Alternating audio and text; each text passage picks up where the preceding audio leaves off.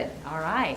So good evening, everyone. Wanted to capture my comments before we have the pleasure and honor of receiving a presentation on giftedness by Dr. Branch.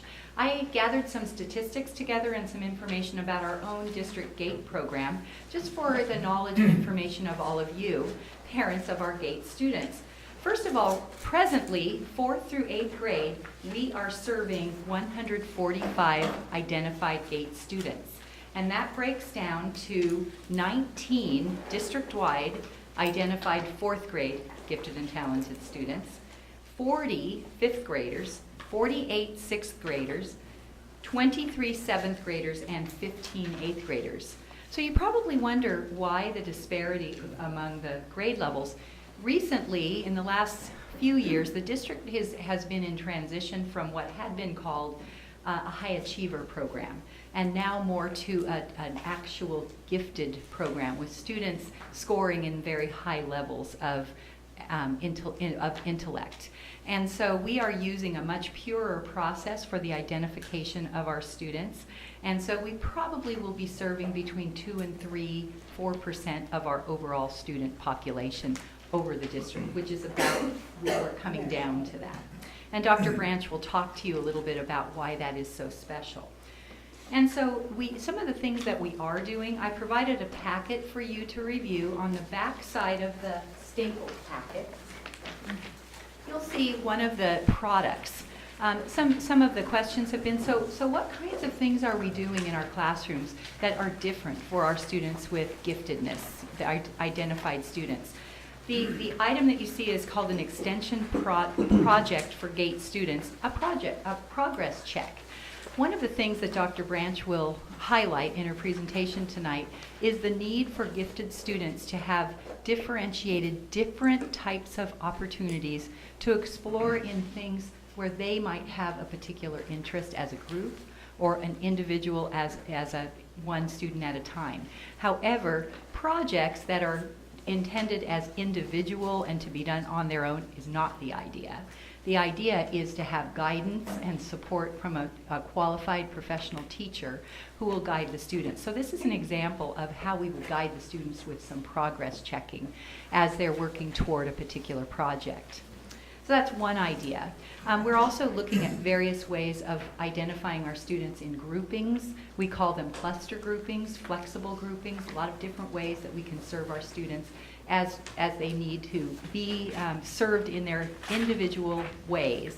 However, those individual ways can also be grouped because students who have gifted tendencies, as Dr. Branch will explain, really need to be with students at many times during the day, during the week, during the year, where kids have like needs. And she'll explain a lot more from a parent's point of view how you'll see that in your own children tonight. Some of the other things I wanted to gather together some data for you. Not only are our students gifted in terms of their intellect, they're also achieving very well. We looked at the STAR test scores, so the content standards test from last year in English language arts. 100% of our gifted students scored at the proficient or advanced level. And at the math level, 99.3% of our students scored at the proficient or advanced level. Now, we would expect that they would score high, but again, not all gifted students achieve well. They may not do school well, understand about the importance of that sort of thing. Our students are doing very well. The other thing I wanted to highlight, we calculated some perfect scores, students that didn't miss anything on the STAR tests at all. 6 of our English language arts GATE students were perfect scoring in English language arts in spring of 2013, 32 students in math. And of those students, 2 of those students scored perfect scores in both English language arts and math. So quite an achievement for our kids. The other materials that are in front of you, if you'll look to the front of your packet, is a newly approved, adopted board policy and administrative regulation governing our gifted and talented program. This was approved, it was recommended by the GATE Advisory Committee, a committee of parents and staff and administrators working together, recommended to the Board of Trustees on October 8th. Come on in and we'll get you a packet in just a second, anywhere you like. We've got some chairs. We've got a couple of chairs right up here, right there. Thank you. And again, the major difference is moving from the High Achiever program to a Gifted and Talented Education program. And one of the key differences is, if you'll take a look at the timeline, that is the single sheet, we're going to begin our identification again this year, beginning in the third grade students, with a nomination by teachers starting on December 11th. That nomination will not be subjective at all. It will be something that the teachers, the professional staff, the people on the campus that work with children will be able to identify, this may be a student who has gifted tendencies. And we'd like to recommend this student for assessment, which will require parent permission. We'll move forward to assessment, as you can see from the calendar of activities in February. So again, in the Eureka School District, we will begin identification per the recommendation of the GATE Advisory Committee for this year at the third grade, the end of the third grade level. This is a topic of conversation, however, on whether or not we may want to consider looking at identification earlier than that, possibly at the end of second grade, the end of first grade, as several districts around us are doing. But for now, that would be recommended to the board at another time. So just a calendar of events. The GATE Advisory Committee is working very diligently on a full plan that has many, many documents, pieces of information in it, and Dr. Branch has been a wonderful supporter and also a consultant for us on the program. She attended our meeting of the Board of Trustees on October 8th. Really appreciated her input as well, as the board was guided in the recommendation that was brought before them to adopt the policy. A couple of other things that I wanted to mention. We are now looking very carefully, and Dr. Branch is going to highlight this carefully tonight, at the ways in which we can more strategically place your students in the coming years in what we'll call cluster grouping classes. And when we have a larger number of students in a regular classroom setting, it allows the teacher to do some different kind of instruction for that group of students, which could actually individualize within the group. And I don't want to steal her thunder, but that would be a goal that we will have. Now, in order to do that, that requires that we have our teachers professionally developed, that we provide many opportunities for them to learn new strategies, which Dr. Branch is going to highlight tonight, and why those strategies look different, and why a classroom that has a GATE cluster in it of students would be a bit differently organized than another class that might not have gifted students. So she's going to help us understand a little bit more about those groupings. So the professional development opportunities we are pursuing are very exciting. Not only are we hoping that we will move forward with differentiated certification for our teachers, but we also hope to possibly invite some of your children to participate with us this summer as our teachers learn in a laboratory setting. And that's something that Dr. Branch is helping us with, and she's going to tell you about a very famous researcher who may help us with that. So we'll have some more information soon. And then finally, the Board of Trustees, together with the administrative team, has been challenged this year to implement a whole new funding model for California. It's called the Local Control Funding Formula. And it also allows for the development of what's called a Local Control Accountability Plan. In order for us to write anything that has anything to do with local, the Eureka School District, what we'd like to do, setting our priorities, we need to gather information from all of you, from the staff, from the parents, from the students, from the bargaining groups, from the administrative team. But we're going to begin with the stakeholder group, who are the parents. And so tomorrow we hope to send out a finalized survey, just a few questions, and several of the questions deal with programs in which your students are participating. So you will have a section on your survey that will ask you about the level of your satisfaction. Does it exceed, meet, not meet your satisfaction level or your expectation, let's say in terms of your gifted and talented instruction for your students. We want you to be very, very open and honest with your responses to the survey. That's just one example. There'll be other programs also on the survey. That's the beginning part of our being able to collect data so that we can know what do we need to recommend for the development of our priorities to the Board of Trustees as we move forward in the process. This is a brand new, exciting time for California, whole new funding model, the opportunity for us to get in on the ground floor. And I can tell you, I've asked all of my colleagues, have you surveyed your parents? Do you have this developed? And they said, no, we're waiting for you to do it. So we're going to be first out of the chute.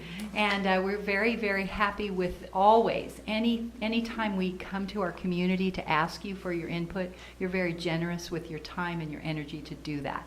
So you're the first group that's hearing about this, but you'll get a note from me tomorrow that will actually have a link to that survey. So we hope that you'll take some time over the holidays and into the week after we're back to do so. So with that, it is certainly my honor and pleasure to have you share the rest of our evening tonight with Dr. Barbara Branch, who is our wonderful colleague and also serves now as the Executive Director of the California Association for the Gifted, but she is an educator extraordinaire of over 30 years, 35 years, principal, teacher of the gifted, and a consultant for many, many years. So with that, I'd like to turn it over to my colleague and friend, Dr. Branch. Thank you for being here.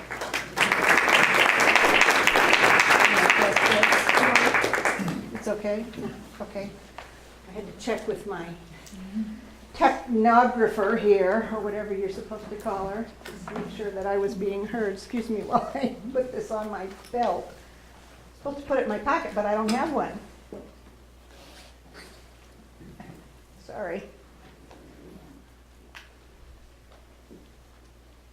Trying not to expose myself here. There we go. Hope that's not on the tape. It probably is. Good evening. Thank you so much for coming out in the rain. I was just telling somebody earlier, it seems like Californians, as soon as it rains, we all stay home. So, you know, if it rains in Texas or the South or somewhere in the East, people go out anyway. They go out in the snow and everything. But as soon as it rains, we all want to stay home and read a book. But I really appreciate you coming out. Of all the things that I do in terms of gifted education, my very favorite thing is to talk to parents, because you are hungry for information about your children and nobody talks to you about this. It's like it's a big secret that, you know, that you have a gifted child and that there are things that you need to know. And if you are a parent of a gifted child, until you learn more about giftedness, you don't know that this child that you have is different than other people's children. And so I really enjoy talking to parents, and I'm glad that you came out tonight. As Linda said, I was a gate teacher, and I was probably a gate teacher when you were all in the 6th grade. So I've been at it a long time, 35 years as a teacher, a principal, and the director of the GATE program in Sacramento City Unified. And then I was a consultant for about 8 years after I retired. And I started volunteering at the CAG office because I was on the board, and the executive director retired. So I am unretired now and back running the office of the California Association for the Gifted.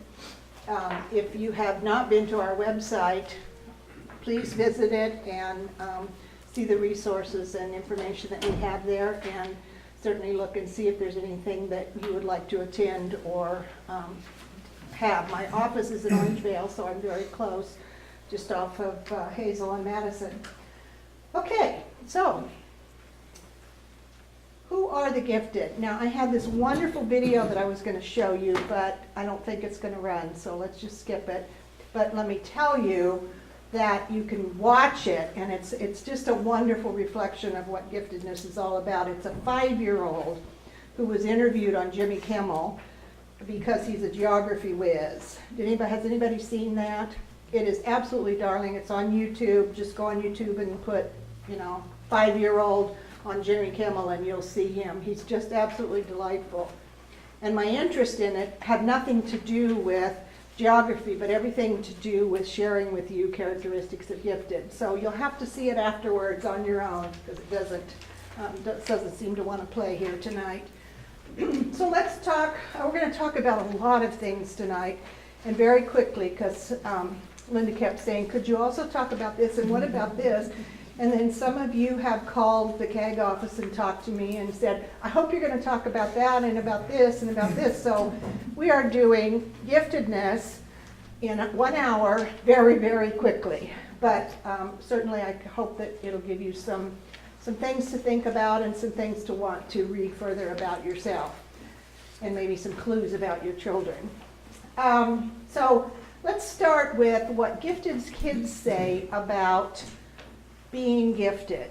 This was a survey that was done by Jim Delisle and Judy Galbraith, who are both gifted researchers and authors. And they interviewed kids all over the country who were gifted, identified gifted, and asked them what their gripes about being gifted were. So the first one, no one explains to me what being gifted is all about. I have this label, everybody says I'm smart, but what does it really mean? So one of the things that I encourage you to do after if you don't know anything about giftedness, and to learn a little bit more about it, and then to explain to your child what it's all about. It's not just about being smart, it's about thinking differently, learning differently. Your brain is wired differently. You have different interests than other people. You may seek out older people to talk to, or even adults, and may enjoy that more than your classmates. So you need to learn a little bit more about giftedness if you don't know, and then talk to your child about what it means. Because if you don't talk about it, then they will always wonder why they're different and not have any information about it. They often say that school is too easy and not challenging, and it's true. How many of you are in a GATE program? Many of you, I'm sure. Was school boring and uninteresting in many cases? Mm-hmm. Was for me too. Got my name on the board all the time because I talked all the time. So often they say, and even as adults, gifted people say school was uninteresting and not challenging. Gifted children start every school year knowing about half of what's going to be learned that school year without challenge. So they're spending 50% of their time not learning. That's something we need to work on, and that's something that your group your school challenge is certainly taking on that challenge. They also say that parents and teachers and friends expect us to be perfect all the time. Nobody's perfect all the time. My dad was famous for saying, B+. What is this? You know, you're supposed to get all A's. It was just expected. But I'm not perfect, and so, okay, I got one B+. We'll talk more about perfectionism in a minute. Kids say that friends who really understand us are few and far between. Because gifted people tend to think differently, learn differently, have different interests, have more mature interests, have a more mature sense of humor often. There aren't a lot of other kids in the classroom when gifted kids are not together that think like they do. So it's kind of lonely. Imagine being the only gifted kid in your class every year for 12 years. I mean, that's a lonely place to be. Some of you may have experienced that yourselves. Okay, go ahead, Nina. Kids often tease us about being smart. Unfortunately, this is one of those bullying areas.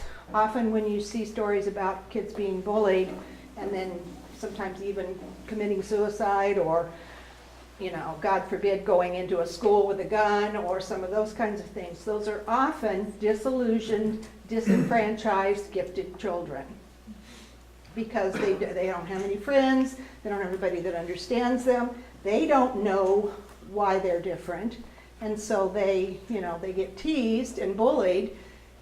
Anybody that's different gets bullied, and gifted kids are certainly different. They open their mouth and they're different. You'll see that if you watch that video of that little kid. So they're often bullied for being smart. They say that we feel overwhelmed by the number of things that we can do in life. This is often the kid who gets to college and can't decide on a major because they're absolutely interested in everything, change their mind all the time, take a new class, find a new interest, and just can't decide on a major. So they spend, 6 or 7 years in college when they should be finishing up and moving on, but they just can't decide because everything is so interesting. They often feel different and alienated, and they worry about world problems that they can't do anything about. 9/11, things like that, world hunger, things like that. These kids at a very young age worry very much about and want to do something about. When you see those stories about kids that have started, a penny collecting campaign or something to help some cause, those are always gifted kids. You can tell by the way, when they're being interviewed on like a news show, you can always tell by the way they speak that they're gifted kids, and that's that need to solve world problems and do something about it. Okay? So differing from the norm does have its disadvantages, and Hal having a target for a birthmark is not real good for him. So let's look first at some of the characteristics of gifted kids within their social and emotional needs, because this will give you an area of understanding of how they're different.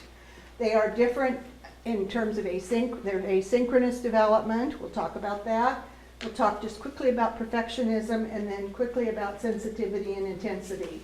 Each one of these could be an entire talk, so I'm just giving you a little overview, but it might spark your interest in wanting to read further on that particular area if that's a concern of yours for your child.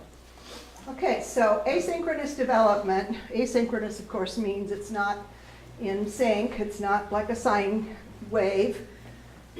We develop in 3 ways. We develop physically, we develop emotionally, and we develop intellectually. All of us do. Gifted children develop like their peers physically. They develop emotionally most of the time like their peers, their age peers, but their intellect is very far ahead in terms of development. So that's where the asynchrony comes. You get these 2 things developing and then this big old brain up here that learns differently and thinks differently. Their cognitive abilities surpass motor or emotional development. And so they generally seek friends who are older or even seek adults to talk to because that intellect wants to have the stimulation of talking to somebody that understands them and gets them and can converse with them and can share interest and share humor and those kinds of things. Excuse me. Go ahead, Linda. So gifted kids are asynchronous. A couple of examples. Think of a 5-year-old who has wonderful stories in his head and would like to get them all down on paper, but handwriting hasn't developed, which is often a problem, particularly for boys, younger boys, and for some of us, it never did develop. I'm one of them. That's why this thing is my friend. Brain's moving too fast, physical, motor development isn't there yet, and so those wonderful stories get locked up in this head rather than down on paper. Now, kids can usually learn to type earlier than they can learn to write. So fortunately, with the advent of computers, we've seen that opportunity to be there. Plus, you could also now, record into something and then have it typed up for you. But within regular school, those opportunities usually aren't there. So there's asynchronous development, a difference between the intellectual development and physical development. Now think of a 5th grade boy who knows everything about baseball, all the stats, how to manage, all the strategies, all the players, all of that kind of stuff. And so he shares that information with high school boys. And they love to talk to him because, you know, he knows all this stuff. Then they decide they're going to play a game. Does he get picked to play? Probably not, because he's not physically big enough yet. So he cries. Now what do you have? You have a difference between that intellect that knows all that baseball stuff and the physical ability to play and the emotional ability to handle not getting picked. So there's another asynchrony. Okay. So that's asynchronous development and one of those challenges for gifted kids. Another challenge is perfectionism. How many of you have a child who's a perfectionist? How many of you are a perfectionist? Oh, come on, admit it. I'm a recovering perfectionist. I used to be, of course you could tell from what my father expected of me that you know, you kind of have to be a perfectionist in my family. But I think I've learned to deal with it, and as I get older, it's not quite so challenging for me. But anyway, for kids, it's often a very big challenge for gifted kids. They have high expectations of themselves and of others. Now, having high expectations of yourself can lead to, you know, all kinds of things, but what about having high expectations of others? Why is that challenging? That's always expecting everybody else to be as good as you think they should be. And maybe not everybody is. So it's one of those things that gifted kids have to learn to tolerate, is that everybody isn't going to get it as fast as them. Everybody isn't going to finish as fast as them. Everybody isn't going to understand their jokes. You know, sense of humor is a critical part of giftedness. Often the teacher doesn't get the joke either, and that's really sad, but I won't go into that. So having high expectations of others requires learning to tolerate, just like learning tolerance for ethnicities, tolerance for different cultures, tolerance for religions, all of those tolerances. Not expecting everybody else to be perfect all the time is another tolerance that needs to be learned. It doesn't just happen, you know, for gifted kids. Sometimes perfectionism leads to limited risk-taking.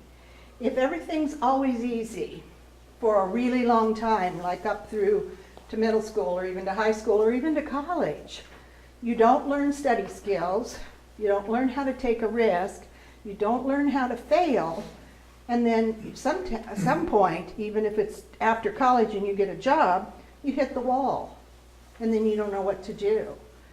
So that perfectionism that doesn't get dealt with early and isn't challenged early will create, you know, no risk taking. So you never want to take on a challenge, and you kind of regress to the mean of kind of everybody around you because you don't learn how to accept, like fall off the bike and get on again kind of thing. It may lead to low self-esteem or low self-worth in that if you don't learn how to take risks and you don't learn how to fail, then every time you do something wrong, you're putting a pressure on yourself that creates a self-esteem problem. Anybody have one of those kids that erases until there's a hole in the paper? And then the paper's not good because there's a hole in the paper. So then you throw the paper away and start over again instead of accepting either the hole in the paper or a mistake or learning some strategy for overcoming that and not having to erase and erase and erase until, there's a hole in the paper. And they are highly self-critical often. If it's there, it's there. So it's not going to go away, and you can't tell them not to be perfect because you're probably a good example of perfectionism yourself. So it's another one of those things that you have to talk about and learn about and help them learn to deal with. Setting goals that are easily attained and then moving them up a little bit each time they get attained is one method. There's a whole, again, as I say, I could do a whole hour and a half just on perfectionism. So there's lots of techniques that can be used, but they, again, they have to be taught to gifted kids. It doesn't just magically come with them, but the perfectionism does. Okay, then there are actually really two kinds of perfectionism. There's healthy perfectionism, which is the kind that good athletes have when they have high expectations for themselves and they strive for excellence, not perfection. That's healthy. That means that they are a reflective organism. They think about what they've done that isn't right or isn't as good as they think it should be. They reflect on it. They improve it. They take risks, and they are generally agreeable people, happy people who know how to deal with their perfectionism. Then there's the unhealthy perfectionism, and that's where the person is so overwrought with the perfectionism that they are, emotional all the time. They have excessive concerns about mistakes or take every parent criticism as, something horrible rather than something to improve upon. They're often disagreeable and they doubt all of their actions because they always think that they should be perfect. So that's unhealthy perfectionism. And that's really the perfectionism that you need to watch out for, because that can lead to, to other kinds of things that are even more disagreeable that you don't want them to have. Okay, so that's perfectionism. The last thing that I want to share with you is intensity. How many of you have kids who can't stand the labels in their clothes? Anybody have that? Or other things touching them, or scented things, or noises, or distractions. Those are intensities, and I'll share with you in a minute a theory that I have about it. And it seems to be much more with gifted children than it is with average, or with gifted people than it is with average people. Let's go on. And one more. So there's different levels of intensity, or different kinds of intensities. There's intensity of thought, and that's the kid that has these things worrying in their mind all the time and just constantly having intense thoughts about all kinds of things, and just, can't quiet their brain down because they're so intense in thought. And I see people taking notes, so let me stop for a second and tell you, I'm happy to have you take notes, but I will share my website at the end where I put the PowerPoint. So you can have it, do whatever you want with it, share it with people or whatever. I think that I should share these things because maybe somebody couldn't come tonight, or perhaps you want to go back and look at something that was said and remind yourself. So you're welcome to continue to take notes, but she's writing over here feverishly. I thought I'd better tell her. So I'll tell you that at the end. Okay, so intensity of thought, intensity of, next, purpose. This is the, overachiever, starts by running 5Ks, then goes to 10Ks, then goes to marathons, then goes to ultra marathons, and jogs across the country. It's just that intensity of purpose that they're never satisfied with their accomplishment. And I kind of did that until I got too old to jog. So I can relate to that. I have since tempered that, obviously, with age. There's intensity of emotion. This is somebody that internalizes everything that's said about them or to them and gets very emotional, overwrought with feelings of emotion. Then there's intensity of spirit. This is kind of goes along with that interest in wanting to help others and take on causes.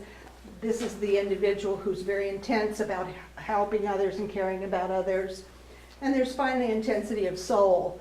And this is the kid who's the philosopher, always wondering things like, is there a God? If there is, what form does he take? Why do different religions have different gods? Real philosophical kinds of things at a young age where most people would not be thinking about those things until they got older. So let me share with you a study that was done that talks about intensities, and then a kind of a theory that I have about it, about the intensities. There was a study done where two groups of people, and I don't remember what the ages were, but I did put that article up on the website. It's called Brains on Fire, so you can read it if you'd like. But there were two groups of people that were given a very intense task. I believe it was an IQ test or a graduate record exam kind of test or something, something very challenging.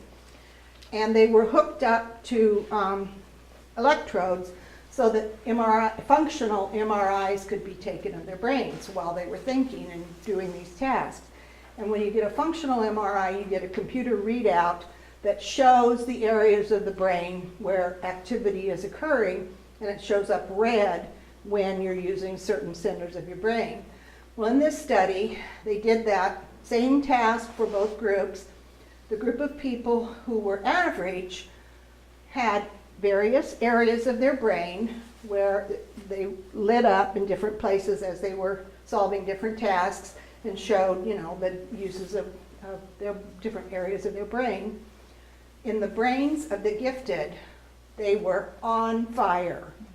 Every section was lit up all the time, which showed great interaction of synaptic connections and all that metabolic stuff that goes on in the brain, all over the brain.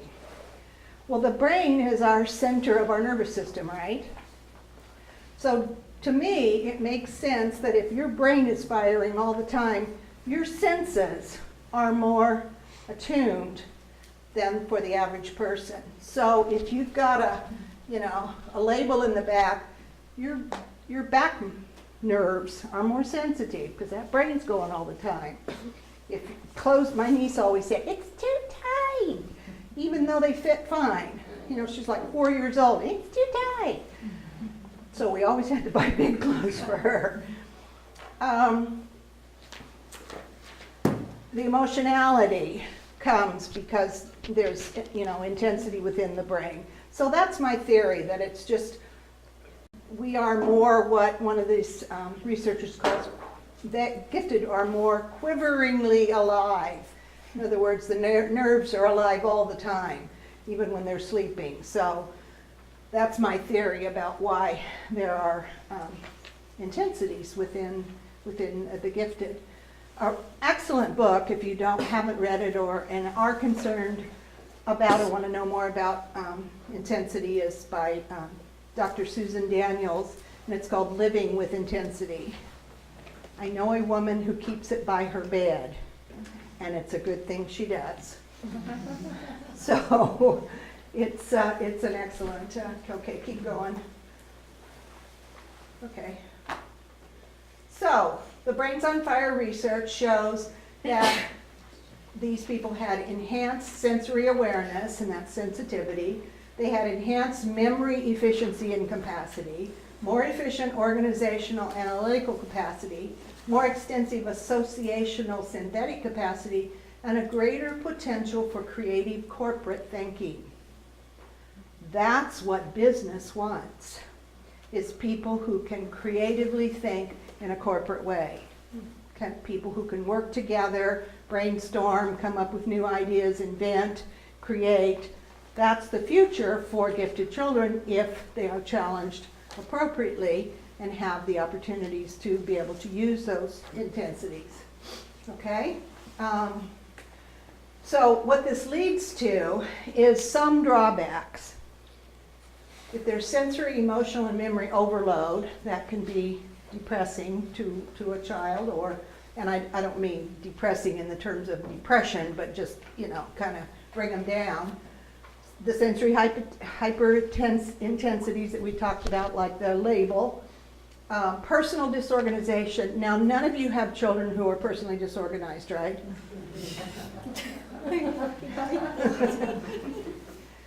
I taught 6th grade gifted full day for 10 years. We never had a neat desk. Not in the 155 kids or whatever it was. They just don't organize that way.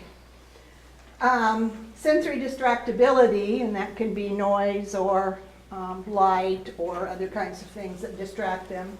Delayed processing, due to what we call analysis paralysis or getting lost in thought. Sometimes they get so deep into thinking about something that they're interested in or thinking about that they kind of get lost in what they're supposed to be doing, and then they just fail to function or fail to, do the school task or the home task or whatever.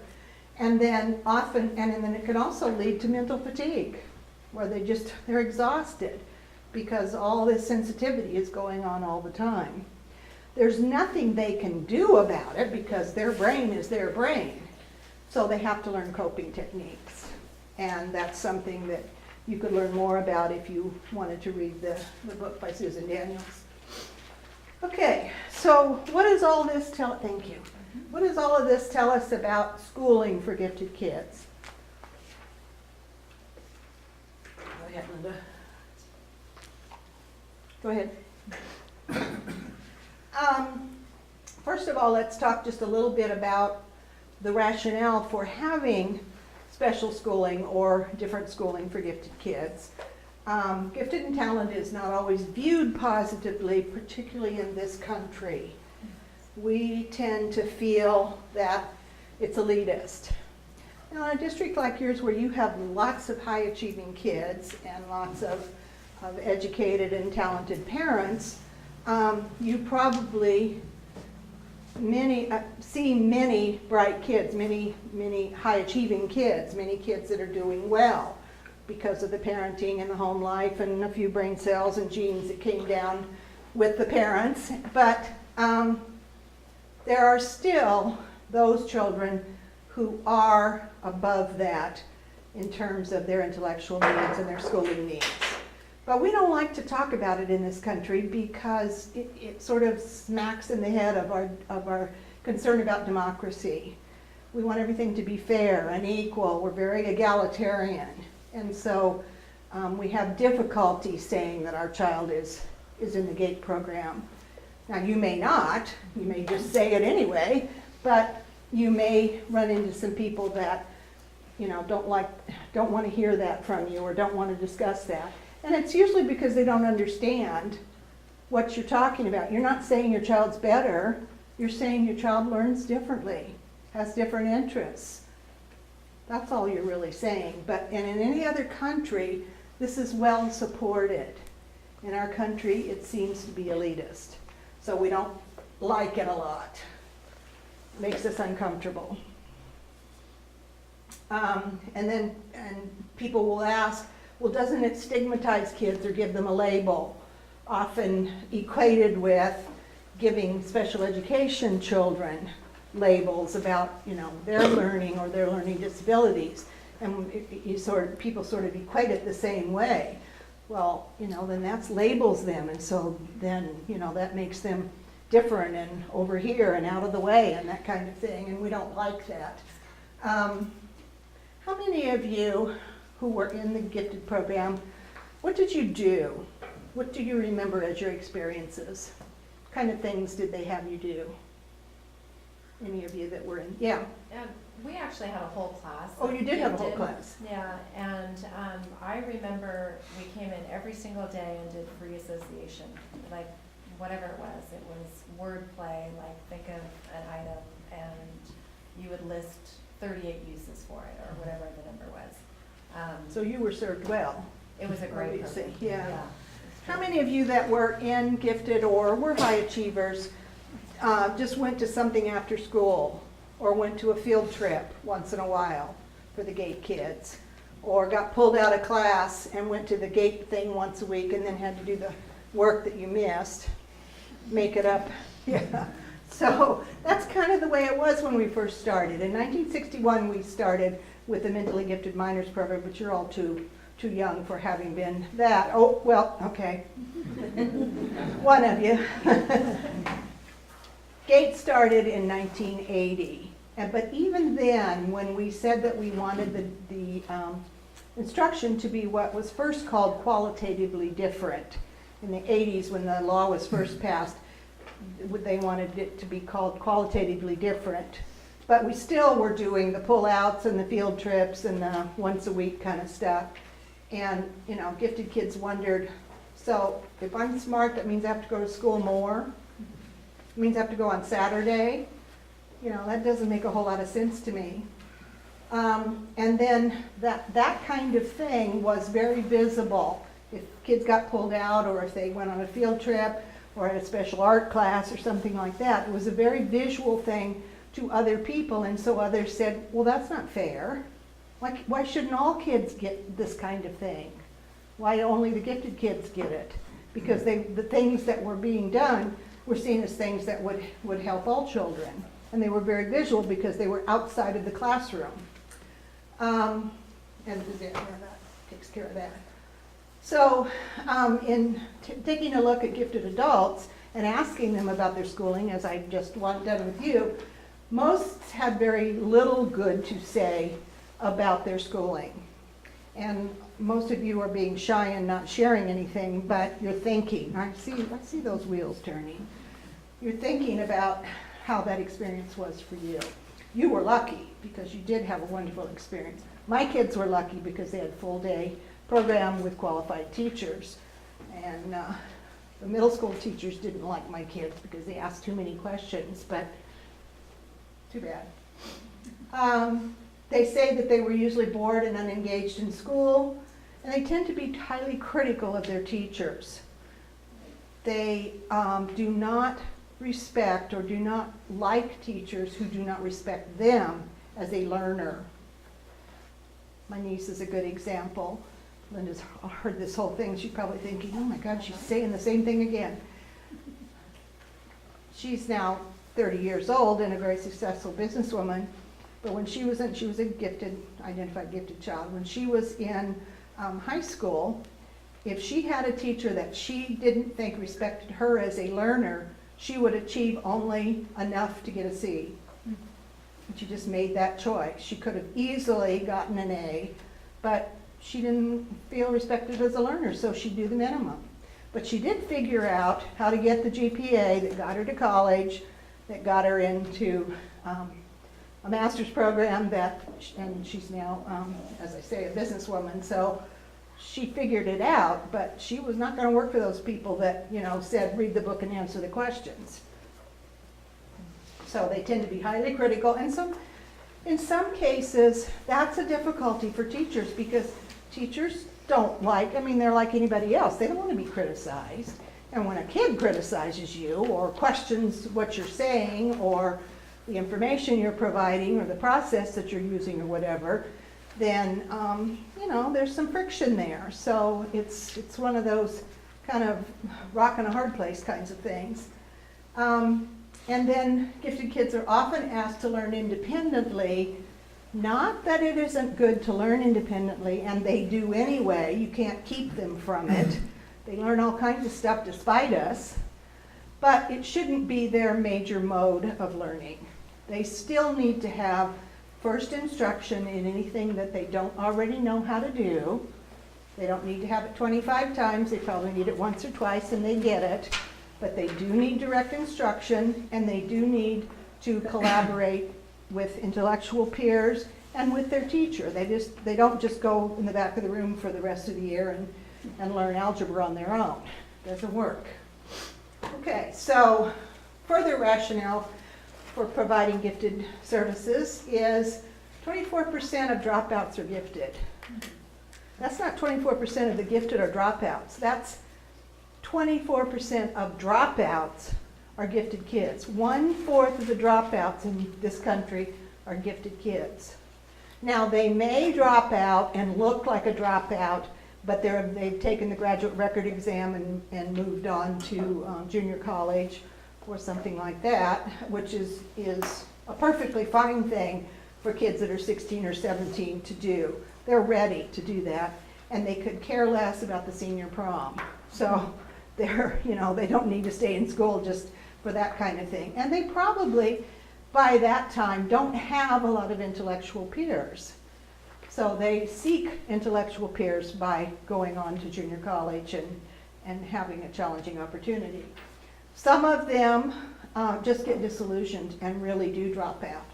And then, then they have no direction, and it's much more difficult for them to find themselves, to of course, find an opportunity for career, and that kind of thing. I'm Facebooking now with a lot of my kids who are your age, who were sixth graders for me in the 80s.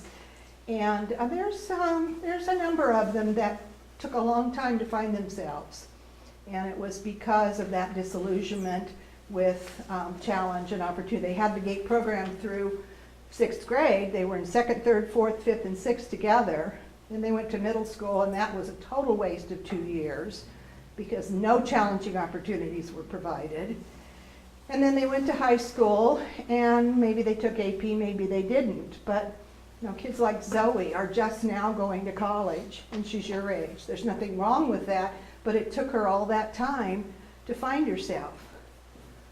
Jordan, who's another one. Jordan was brilliant in physics, but the boy could not use a pencil to do anything.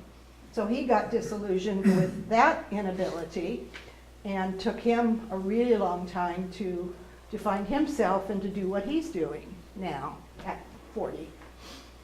So it does happen. And then think about gang leaders. They're not stupid. They're bright kids that have chosen that leadership role as opposed to, positive things. And then we look at people like Ted Bundy, Charles Manson, and Ted Kaczynski, all brilliant people, but also probably on that beautiful mind edge of insanity. Okay. Also, every child has the right to what we call a FAPE, a free and appropriate public education. That's a promise from this country. What's the key word there? Appropriate. For many of our gifted children, not given the opportunity to be challenged, it's not appropriate for them. And so they languish. Gifted kids need appropriate peers and friends. They need intellectual peers, not just age peers. They can play ball and, be silly and do that kind of thing and have fun with age peers, but they need intellectual peers during learning time. And when the California law was revised in 2003, I believe, even though it's not sort of in existence now because the funding was changed, was changed from what was called qualitatively different to differentiated instruction of the core curriculum during the day. Now that's something you might not recognize because you don't know what it is or what it's supposed to look like. So you walk in your child's class and you see everybody working and doing things, and it doesn't look to you like anything is different for your child. Or you ask the teacher and they tell you a few things, but it doesn't really make any sense to you. So we will talk about that in a few minutes. Go ahead. I'm sorry. So the most important thing to me is that we need gifted people to solve our world problems, to cure cancer, to fix the Obamacare website. I wanted to write to the president and say, hire some teenagers. It'll be fixed in a week. Come on. Okay, so go ahead. Go to the next one. So let's think about differentiated instruction and what that should look like for your child. Now that doesn't mean that you're going to go look tomorrow and see it, because the district is still working on professional development. This is not something that's taught in teacher school or principal school. And it's sad because, the colleges just haven't caught up with the understanding that this should be a major part of the instruction. When I was taking the credential classes for my administrative credential, one class was called Special Needs, and it was supposed to be about special education and gifted. And we got to the chapter about gifted, and the teacher said, well, we really don't have time for this, and it's not many kids, so we're not going to talk about it. So I raised my hand, I said, yes, we are, and I'll teach it. So I taught the next session about gifted, and everybody came up afterwards and said, thank you so much. I would never have known this. So it just doesn't happen in teacher school or principal school. And if someone's been teaching for a long time, my God, they've gone through 1,000 different iterations of how to do this and how to do that. And sometimes teachers get to the point where they're just like, I'm doing it my way, and I've been doing it a long time, so I'm going to keep doing it my way. So it's a challenge to provide that professional development for all teachers, and the principals need to be brought on board too. Not all of them quite understand. They are supposed to be the instructional leaders of the school. They don't have a lot of time for that because there are so many other things like going to safety training, and which Linda did earlier today, and things like that. But they should have knowledge of what differentiated instruction is, so when they walk into the classroom, they understand what they're looking for and what they see. And then that's still to be also professionally developed for some. We also have the Common Core standards, which have come along from the federal level, and California is one of the states that's implementing it. And we are very happy in the gifted community to have the Common Core standards because they give us an opportunity in the gifted community to share differentiated instruction with everybody for all kids. So it shouldn't just be about the gifted kids, although there are things that a teacher within differentiated instruction needs to do that we'll talk about in a minute that are more deep, more complex. For gifted children, it really should be about instruction for all children. And the Common Core standards have greater expectations for higher level thinking and digging deeper into things, which is nice because then we can dovetail right into it. And CAG is actually already working on developing a connection with the Common Core standards. If you go to our website, we have a manual now called something about Common Core and differentiated instruction, and it outlines all of that for you. So if you're interested in that, please take a look or give me a call and I'll tell you where to find it. The Common Core standards include more rigorous content and application of knowledge through higher order skills, which your children should be doing and we would expect them to. And it builds upon the strengths and lessons of what our current standards are. So we're not throwing out our standards, we're just building on them. Of course, we're throwing out the testing and starting over, but that's another topic. Go ahead. So what is differentiated instruction? It's a presentation of the curriculum that responds to the readiness level of the children.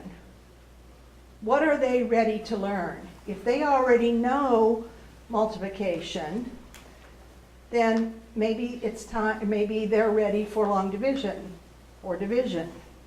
If they already know that, maybe they're ready for the next thing. So you have to take kids at their readiness level. Now, as I was sharing earlier with the teachers, when I started teaching in 1970, we had this period of time where we, and some of you may have been a product of it, individualized instruction.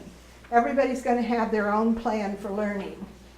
Well, there's no way that you can provide, and I had 33 kids at the time, there's no way you can provide 33 individualized plans and run around the room and keep up with that. We tried for a few years, but it didn't take long before that was gone, but didn't get replaced by something that was more appropriate at the time. So we went back to teach everybody the same. We sort of cycle through these things. But differentiation looks at what is the child interested in, how do they learn, and then what's their readiness level. So those are three things that the teacher should respond to. That doesn't mean that every task and every lesson has all of those elements, because there's no way. But there should be enough opportunity for choice and for response to one of those three things, or all of them, that the child has challenge and has opportunities. It's not the one-size-fits-all approach. You can't do that. We kind of went back to that in the late 70s when we got rid of individualized instruction. We always go, pendulum to pendulum kind of thing. Hopefully we're in the right track now.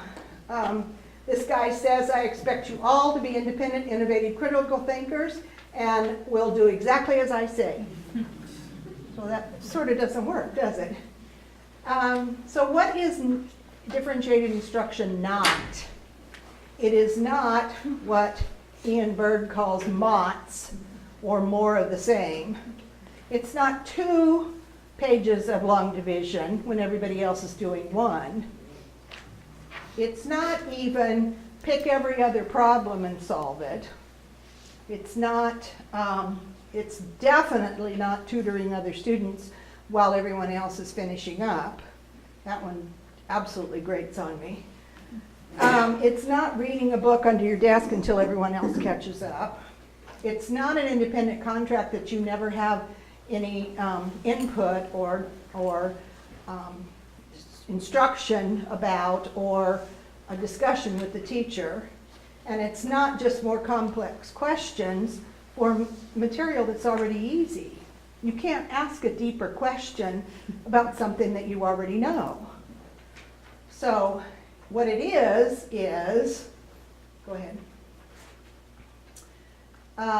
It is about offering choices to kids that match their individual learning profiles, which is their interests, their learning style, and their readiness levels. Go ahead. And what teachers can do, now watch, my knee's gonna have a trick knee, and so I'm gonna go slowly here. What teachers can differentiate are 3 things. They can differentiate the content so that everybody doesn't get the exact same content. They can differentiate the process or the activities that kids do to garner the learning or to work with the learning, and they can differentiate the product.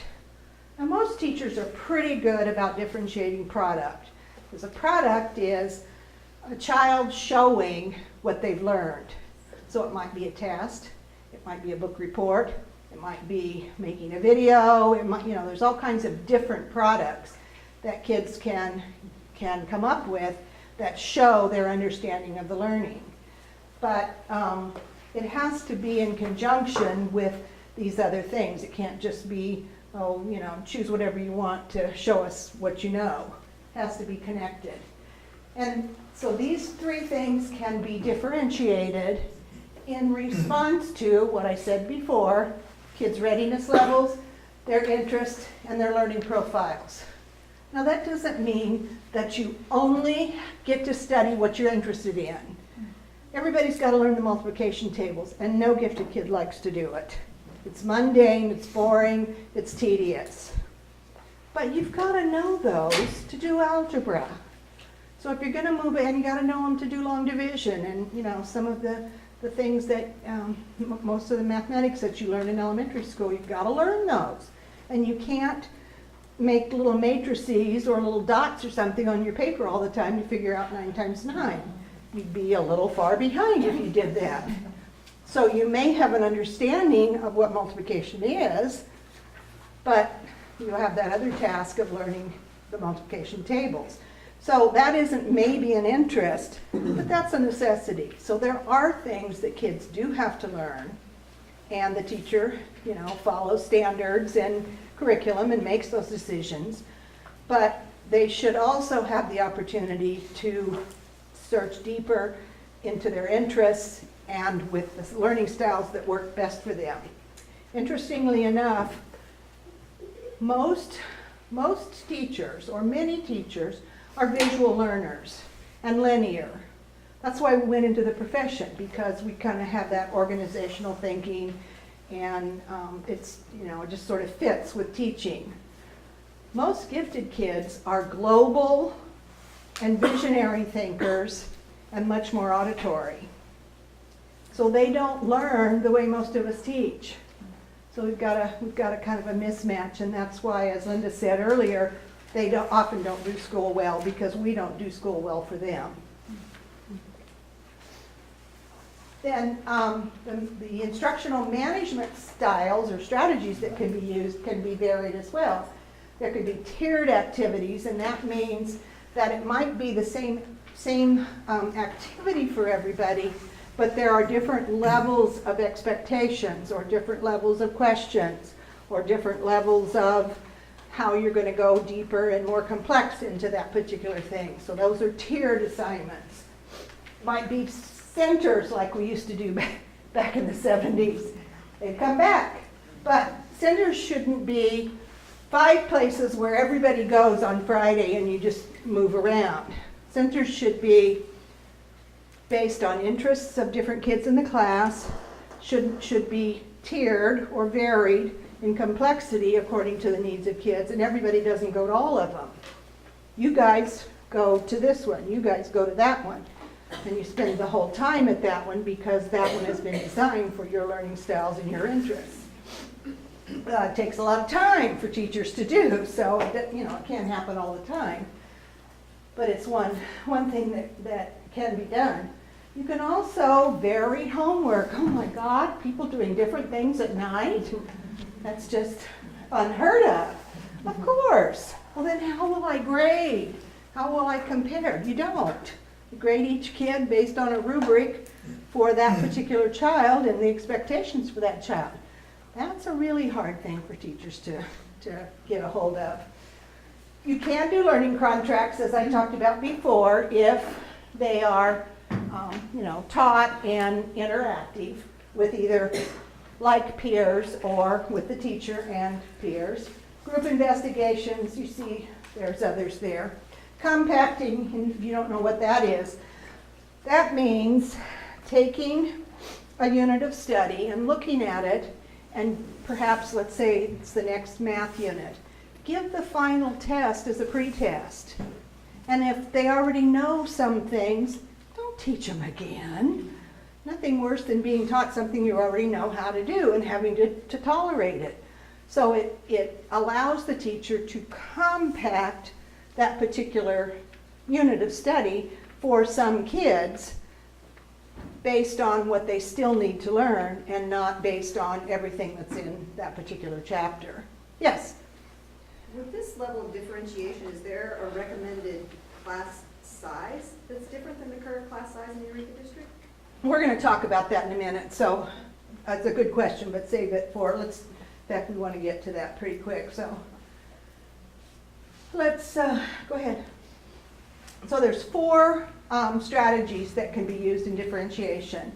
They are depth, complexity, acceleration, and novelty. Depth is going deeper into a subject, particularly if it's interesting, looking for patterns, looking at rules, looking at ethics. And ethics is a critical thing for kids to look at, and you might think that particularly young kids can't understand ethics. Oh, believe me, they do. They know what's ethical and what's not. They know what's fair and what's not. So they can certainly talk about the ethics of things. Excuse me, go ahead. Complexity is making connections between things, seeing relationships. For example, studying the Civil War in the United States, you might want to go deeper and more complex into the idea that there are civil wars, have been civil wars for hundreds of years or thousands of years all over the world, and in fact there are some going on now. So going into what are civil wars, why do they happen, what happens after them, looking at those patterns across many different civil wars is much more complex than just studying our Civil War and thinking that was the only Civil War there ever was because we capitalize it. You know, it's not something that kids know unless you draw them into that understanding and going more complex. Okay? Acceleration can just be going faster through something. Kids get it right away, then you just, you move faster. Some school districts, like San Juan has been one that They've called their program the Rapid Learners Program for years. And they tend to accelerate all of their curriculum for their full-day gate classes to the next grade level. So the 5th graders are getting 6th grade instruction, and they just select their textbooks and their materials that way. So it can be done, and it does somewhat meet the needs of gifted kids, but even 1-year acceleration may not be enough for some kids. I'm sure some of you have kids that are reading at the high school level. Now, whether that's also comprehending at that level is another question, but if they're reading at that level, they probably are getting a lot of comprehension.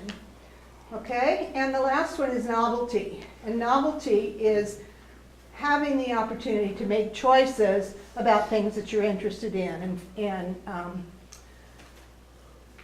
maybe having a contract or an independent learning to go deeper or more complexly into something that you're very interested in. So there's a place for novelty. Okay, and then all of this is overarched by what we call the big ideas or themes. Teachers are always, teachers who do differentiation well are always focusing on the themes of life. For example, go ahead. This, I know you can't read this. This is where my knee went out before. Big themes are like change. Change happens over time. Change, you can look at just about anything, particularly in history, and notice trends and patterns in change. That's a theme. It's not a topic. Teddy bears is a topic. Themes are overarching big ideas. Community. Conflict is a theme. What is conflict? Where does it happen?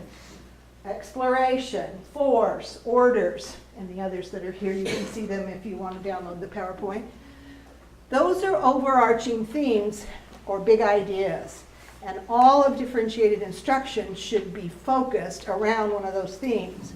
When I was teaching middle school, I used to select a theme for the year, and that was before differentiated instruction, so I didn't know what I was doing, but I was doing it anyway. And I chose change one year, and everything that we did, we always came back to, so what does that have to do with change? What does that tell us about change? Where is the change in that? And it fit everything we did. It was amazing. So those universal themes can be focused on. Okay?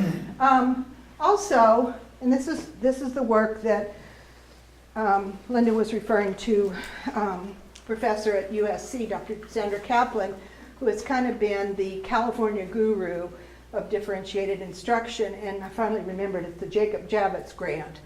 There is a grant given from the federal government. Every year we have to fight for it. It's the only support the federal government gives to gifted education, by the way. It's called the Jacob Javits Grant, and it is a grant that can be applied for by a university, a school district, and an individual from the university. And you apply to do research related to gifted education. And Dr. Kaplan, probably 20 years ago now, got the grant at USC, worked with a school district, and they developed what are called the icons of thinking, and also these other concepts about depth and complexity and all that. So it's all from the mind of a brilliant woman who can't return phone calls. She's the one that is hopefully going to run our Teacher Institute here next summer, but we can't get her to call us back. She's not a detail person, but we're working on it. So what she developed was the idea of thinking like a disciplinarian. So in anything that you study, there are people who are involved in that have a certain discipline, like an anthropologist or a geologist or a physician or an educator. That's called a discipline, whatever it is that you work in. So there are things that go along with thinking like a disciplinarian. There's vocabulary. Geologists have certain words that they use that others don't. Educators have all kinds of words that we use that nobody else gets. So what is a discipline? How are these features related to a discipline? What's the purpose of it? What's the language? What are the skills? Anyway, you go through this with kids, you teach them how to think like disciplinarians, so that every time you study, read a story, or study social studies or whatever, you talk about what are the disciplines that use this information. When you're doing math, you think like a mathematician. You learn the vocabulary of mathematics. You learn the purpose of mathematics. You don't just do math because it's a school subject. There's a purpose to it. What do those people do? How do they study it? How do they use it? What's their vocabulary? So if kids begin to make those connections with everything that they learn, then they begin to understand how people work together and how people work. Okay, go ahead. One of the tools that can be used, this is a graphic organizer, and it's called a frame. And when kids begin to learn how to think like a disciplinarian, they can begin with a frame and think like a mathematician whose job is to, and then they put that information here. And then these little icons that I'll show you in a minute stand for certain things that you should think about related to that particular discipline. This one is multiple perspectives. So what are the multiple perspectives that mathematicians have? What is, I forgot what that one is. That one's details. What are the details related to being a mathematician? What's the vocabulary that's used? And some others. Let's go on so we can see so these are the icons that were developed, and they stand for certain things. The kids learn these very quickly, and then they use them in everything they do. So what are the patterns that we see here? What's mathematics? It's all about patterns. So what are the patterns that we're seeing? Not just, here's how you multiply. But what patterns do we see? What are some unanswered questions in mathematics? How does math change over time?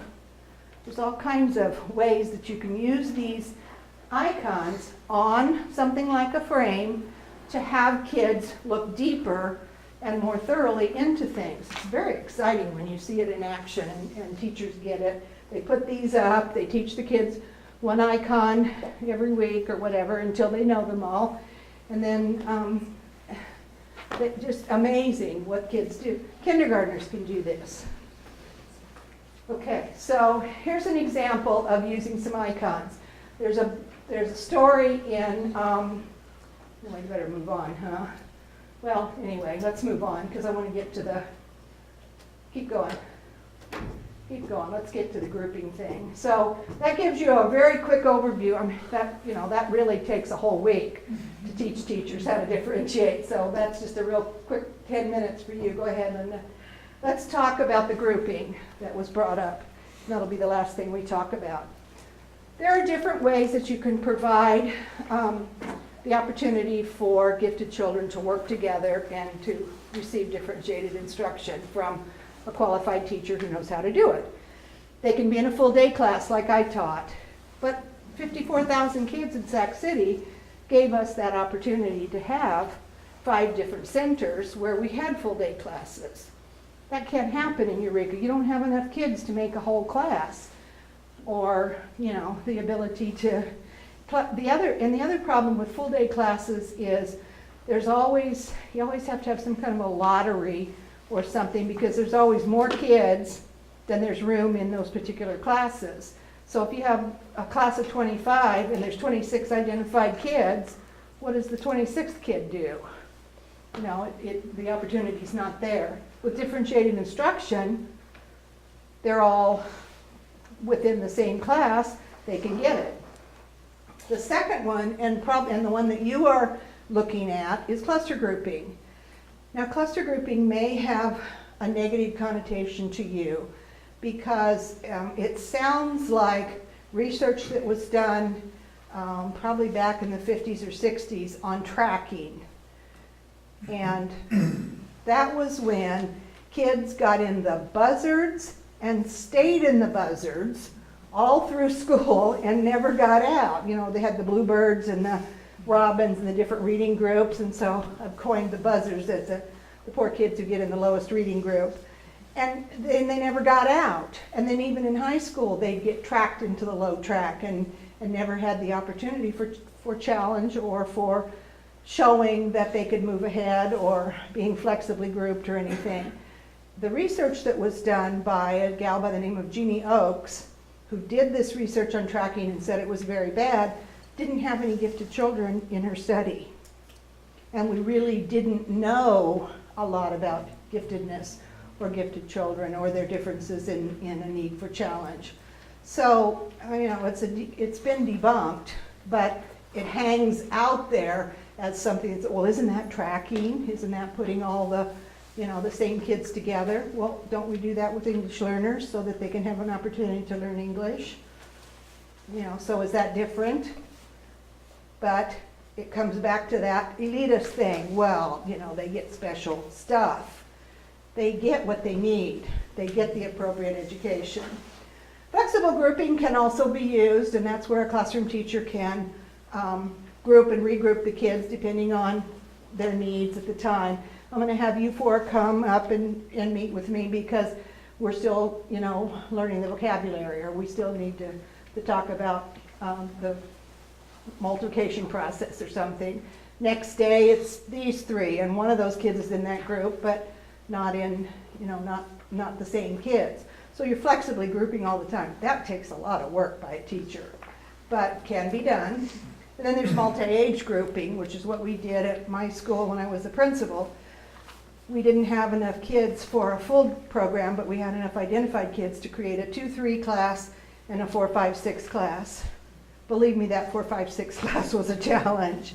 There is excellent research for good opportunities for gifted kids to learn in multi-age groups, but it doesn't fit into our school systems. Kentucky tried it probably about 15 years ago, tried to have the whole state go to multi-age classes within the elementary, and it just fell apart. It didn't work because they didn't have enough training. People didn't, even though the research is still excellent on it. In fact, that was what my doctoral dissertation was about, so I'm familiar with that. So let's go to cluster grouping. So why place all of these either high achievers or, in your case, gifted kids into one cluster? Well, they have the opportunity, go ahead. They have the opportunity to, go ahead, I don't want that. They have the opportunity for the teacher to meet their needs better. If a teacher has, say, a cluster of 6 or 7 gifted kids and then some high achievers and then some average kids, then their planning isn't quite so difficult. If a teacher has 2 gifted kids, 1 full inclusion kid, 3 special ed kids, some English learners, some average kids, some low achieving kids, it's a nightmare. It's just a nightmare. But it takes some professional development for principals and for teachers to not want to hold on to that. If, you know, there's emotion involved, and sometimes, you know, it's felt that everybody should have a few of each kids and that that's fair, but we don't pass gifted kids out like candy. Everybody doesn't get 2 because they're the best kids to have. It's much better, but it takes professional development and conversation for teachers and principals to understand that that's probably the best thing to do, is to have cluster groups where there might be 6 kids or 8 kids or whatever in a classroom, along with some kids that are pretty close to their learning level, even though they're not up there with them.